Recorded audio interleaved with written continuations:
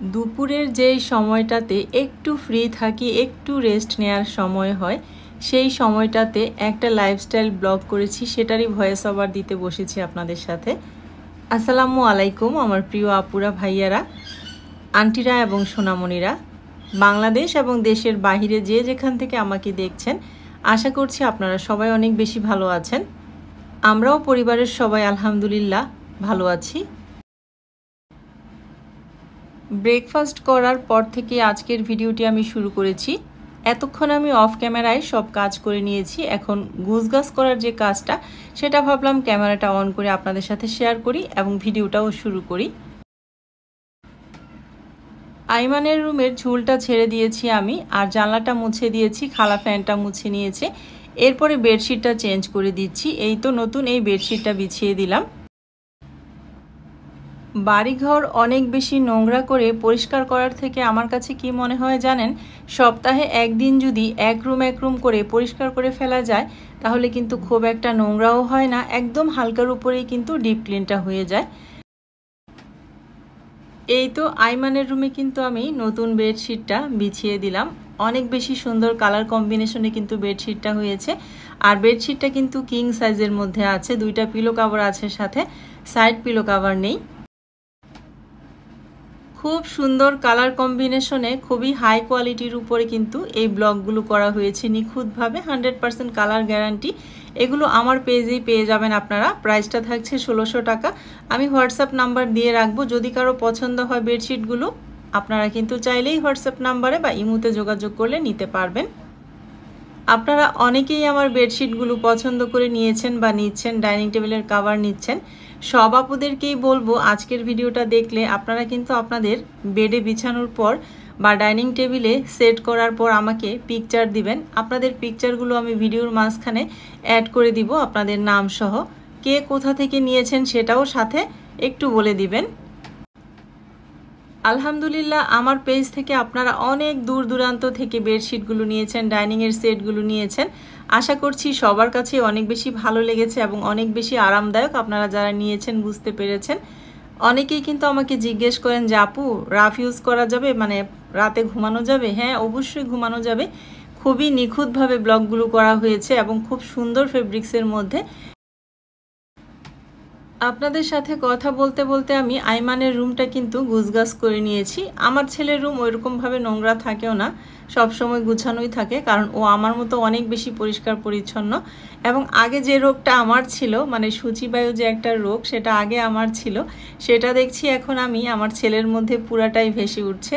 আমার একটু কমেছে এখন, কারণ বয়সের সাথে সাথে শারীরিক যে ব্যাপারটা আছে, শারীরিক অসুস্থতার কারণে হয়তো বা এখন আগের মতো অত বেশি পরিষ্কার পরিচ্ছন্ন আমি থাকতে পারি না। আবার যেহেতু ইউটিউবেও কাজ করতে হয়, আবার হচ্ছে বিজনেসটাও শুরু করেছি, সব মিলিয়ে ঝিলিয়ে কিন্তু আমি এখন অনেকটাই সূচিবায়ু কমে গেছে আমার।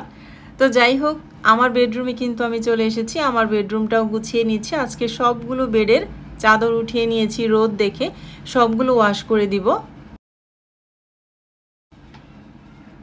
এই বেডশিটের কালারটা যে কি সুন্দর, পার্পেল এবং মিষ্টি কালারের কম্বিনেশনে আছে। প্রত্যেকটা বেডশিট কিং সাইজের মধ্যে থাকছে। দুইটা পিলো কভার থাকছে স্ট্যান্ডার্ড সাইজের, সাইড পিলো কভার থাকছে না। এটার প্রাইস থাকছে 1600 টাকা। একটা বাসায় দেখবেন অনেক বেশি ফার্নিচার বা অনেক বেশি সাজসজ্জার প্রয়োজন হয় না, যদি বেডশিটগুলো সুন্দর থাকে। বাসাটা এমনিতেই কিন্তু অল্প ফার্নিচারের মধ্যেও অনেক বেশি ফুটে থাকে। সেজন্য ছোট সংসার হোক বড় সংসার হোক, বেডশিট পছন্দের ব্যাপারটা থাকতে হবে একদম পছন্দের তালিকার উপরে। বেডশিটটা যদি সুন্দর হয়, দেখবেন এমনিতেই ঘরের লুকটা অনেক বেশি সুন্দর হয়ে যাবে। অনেক বেশি ফার্নিচার, অনেক বেশি গর্জিয়াস জিনিসপত্র দিয়ে সাজানোর কোনো প্রয়োজন নেই। তো এই তো আমার বেডরুমটা আমি গুছিয়ে নিলাম। আর বেডশিটটা বিছানোর পর আমার বেডটা কেমন লাগছে আপনাদের কাছে অবশ্যই কিন্তু কমেন্ট করতে ভুলবেন না। আমার কাছে তো ভীষণ ভালো লাগছে।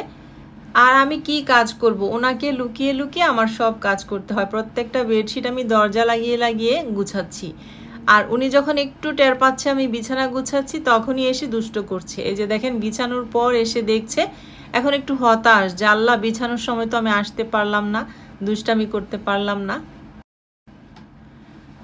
ও কিন্তু আমার পরিবারের সদস্য, আমার সন্তানের চেয়ে কোনো অংশে আমি ওকে কম মনে করি না, কম দেখি না, বরঞ্চ সন্তান দুইটার চাইতে বেশি এখন ওকে আদর করি আমি।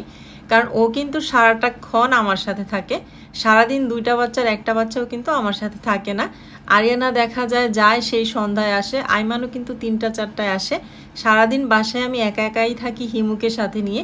হিমু না থাকলে হয়তো আমার সময়টা অনেক বোর কাটতো। হিমু আর আরু দুইজনকেই নিয়ে আমার সময়টা কেটে যায়, আর আপনাদেরকে সাথে নিয়ে আমি সামনের দিকে এগিয়ে যাচ্ছি। সবাই দোয়া করবেন যেন এভাবেই ভালো থাকতে পারি, কারণ কাজের মধ্যে থাকলে কিন্তু দুশ্চিন্তাও আসে না, মনটাও ভালো থাকে, আর সব কিছুতেই অনেক ভালো লাগা কাজ করে। কথা বলতে বলতে আমি আরিয়ানার রুমে চলে এসেছি। আরিয়ানার রুমে এই বেডশিটটা বিছিয়ে দিলাম। এই বেডশিটটা কিন্তু অনেকেই চেয়ে পাননি, অনেকেই আবার পেয়েছেন। যারা পেয়েছেন তারা অবশ্যই বেডে বিছানোর পর পিকচার দিবেন, আর যারা চেয়েছিলেন পাননি তারা এখন নিতে পারবেন, এটা রিস্টক হয়ে গেছে। আপনাদের সাথে কথা বলছি, গল্প করছি, সংসারের কাজগুলো গুছিয়ে নিচ্ছি, তার কারণ হচ্ছে আজকে আমি অনেক রিল্যাক্স মোডে আছি। রান্নাবান্নার চিন্তা বা রান্নাবান্নার প্যারা মাথায় নেই। আজকে আরিয়ানার দাওয়াত আছে, প্রোগ্রাম আছে আর কি, সে বাইরে খাওয়া দাওয়া করে নিবে। ওর বাবারও একটা প্রোগ্রাম আছে, আইমান আর আমি শুধু বাসায়, আমাদের দুইজনের জন্য এরকম কোনো চিন্তা নেই। তো বাড়িঘর গুছিয়ে নিয়ে গোসল করে ছাদে চলে এলাম। সানাউল্লাহ ভাই হচ্ছে কয়েকটা বাদাম, কয়েকটা না বেশ অনেকগুলো বাদাম উনি গ্রামের বাড়ি থেকে নিয়ে এসেছে, ওনার ক্ষেতের আর কি। এই তো বাদামগুলো আজকে একটু রোদে দিয়ে দিলাম।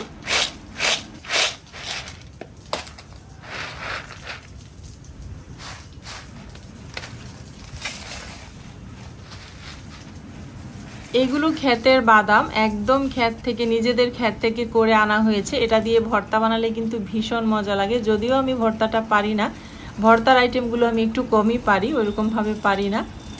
আর আপনারা কয়েকজন জিজ্ঞেস করেছেন আমার জবা ফুল গাছটাতে কয়েক কালারের ফুল কিভাবে এসেছে। এটাতে গ্রাফটিং করে কয়েক কালারের ফুল আনা হয়েছে, হালকা গোলাপি, ম্যাজেন্ডা, সাদা, লাল, 4টা কালার, মেবি হলুদও মনে হয় আছে, এখন হলুদটা নেই। ঝুমকা জবাও কিন্তু আছে এই যে। আর এত জবা ফুল জবা গাছের নিচে পড়ে থাকে, মাঝে মাঝে মন চায় একটু উঠিয়ে নিয়ে তেলের সাথে মিশিয়ে চুলের যত্ন করি। জবা ফুল কিন্তু চুলের যত্নে অনেক বেশি উপকারী, কিন্তু সময় পাই না। আর এদিক থেকে খালা কাপড় ধুয়ে নেড়ে দিয়ে গেছে। আর আমার ছাদটা দেখতেই পাচ্ছেন প্রচুর এই রোদের মধ্যে পানিতে ভেসে যাচ্ছে। আমাদের যে এখন দারোয়ানটা রাখা হয়েছে, উনি এত অপচয় করে পানি, প্রতিদিন 1 থেকে 1.5 ঘন্টা পানি ওভারলোড হয়ে এদিক দিয়ে পড়ে। আমি এসে তারপর দেখি যে ছাদে পানি পড়ছে, তারপর তাকে ফোন দিলে বন্ধ করলেও কিন্তু অনেক সময় পানিগুলো পড়ে, খুব অপচয় হচ্ছে পানির। আরিফ চলে গেছে, দোষ ভালো মন্দ মিলিয়েই কিন্তু মানুষ, কিন্তু আরিফের কাছ থেকে আমরা যে সার্ভিসটা 4.5 বছর পেয়েছি, আমার মনে হয় না কোনো দারোয়ানের কাছ থেকে পাবো। মানুষের কর্মের জন্যই কিন্তু মানুষকে মানুষ মনে রাখে, তাই না? আরিফ যখন ছিল তখন কখনো আমি ছাদে এইভাবে পানি পড়তে দেখিনি। আরিফ মোটর ছেড়ে ছাদে টাঙ্কি চেক করে ভর্তি হওয়ার আগেই হচ্ছে বন্ধ করে দিত। তো যাই হোক, প্রতি মুহূর্তেই আমি আরিফকে মনে করি, তার কারণ হচ্ছে আরিফের কর্মের জন্য কোনো সময় একটু খারাপ ব্যবহার করেনি, কোনো সময় একটু মুখটা কালো করেনি, যত কিছু বলেছি সুন্দর করে সে মানে কথাগুলো শুনেছে, কখনো একটা বেয়াদবি করেনি। মানে খুব ভালো একটা ছেলে ছিল। কেন যে সে এরকম করলো, বলে না মানুষের কর্মের জন্যই কিন্তু মানুষ হাজার বছর, বহু বছর মানুষের মনের মধ্যে থেকে যায়। আর যে আপনার সাথে খারাপ করবে তাকে কিন্তু আপনি মনে রাখার প্রয়োজনও মনে করবেন না, মনেও পড়বে না, মনে পড়বেই না, এটাই বাস্তবতা। ছাদ থেকে আমি সোজা চলে গিয়েছিলাম গ্যারেজে, কারণ ওর বাবা গাড়িটা ওয়াশ করছিল নিচে। তো নিচে গিয়ে দেখতে পেলাম মাছের লোক এসেছে, চিংড়ি মাছ আর হচ্ছে কই মাছ কিনে নিলাম। চিংড়ি মাছ কিনলাম 3 কেজি আর কই মাছ কিনলাম 3 কেজি। এখন কিন্তু অনেকটা অবেলা হয়ে গেছে, আমার খালাও সব কাজ করে চলে গেছে, তো মাছগুলো কাটার এখন আর সময় নেই। কে কাটবে? আমিও গোসল করে ফেলেছি, সেজন্য আমি ডিপ ফ্রিজে রেখে দিচ্ছি। খালা কালকে আসার পর সবগুলো মাছ তো আর একদিনে কাটা পসিবল হবে না, কই মাছগুলো হয়তো 2 দিনে কাটতে হবে, চিংড়ি মাছটাও 2 দিনে কাটতে হবে, কারণ 6 কেজি মাছ আছে এখানে। এরপরে আমি অল্প পরিমাণ মাছ কেটে নিয়ে এখানে ভুনা করে নিচ্ছি। এই তো পেঁয়াজটা একটু কিউব করে কেটে দিলাম, একটু বেশি করেই দিলাম। চিংড়ি মাছ ভুনা কিন্তু ভীষণ ভালো লাগে খেতে। আমার আর আইমানের, আমাদের দুইজনেরই খুব বেশি পছন্দের। আর আজকে তো শুধু আমরা দুইজনই ভাত খাবো বাসায়, আর ওরা তো বাপ বেটি খাবে না। এই তো আমার চিংড়ি মাছ ভুনাটা হয়ে গেছে, আমি একটা সার্ভিং ডিশে সার্ভ করে নিচ্ছি। আর ইদানিং না আমার এই কড়াইটার মধ্যে রান্না করতে ভীষণ ভালো লাগছে। এরকম 3-4টা কড়াই কিনেছি, ঘুরিয়ে ফিরিয়ে আমি এখন শুধু এই কড়াইয়ের মধ্যেই রান্না করি। আর এই তো চিংড়ি মাছ ভুনাটা কেমন হয়েছে অবশ্যই কমেন্ট করবেন সবাই। এরপরে কে কে আমার মতো পাতিলে এরকম ভাত দিয়ে ভাতটাকে একটু ভেজে খেতে পছন্দ করেন অবশ্যই কমেন্ট করে জানাবেন। আমার ছোটবেলা থেকেই, তবে সব তরকারি না, একটু ভুনা একটু কষা বা মাংসটা শেষ হয়ে গেলে সেই পাতিলটার মধ্যে অল্প একটু ভাত দিয়ে গরম করে খেতে আমি ভীষণ পছন্দ করি।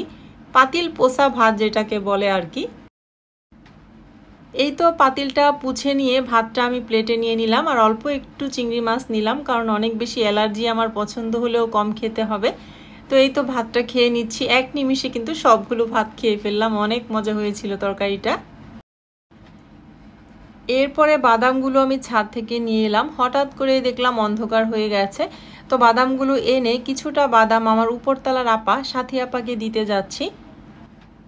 তো আমি একটু প্রতিবেশী আপার সাথে গল্প করে আসি, বাদাম দিয়ে আসি, আর সেই সাথে আপনাদেরকে ছোট্ট একটা রিকোয়েস্ট করে নিচ্ছি, যারা এখনও আমার ভিডিওটি কন্টিনিউ করছেন, ধৈর্য ধরে আমার এই বকবকগুলো শুনছেন, তারা কিন্তু অবশ্যই একটা লাইক দিয়ে ভিডিওটি কন্টিনিউ করবেন।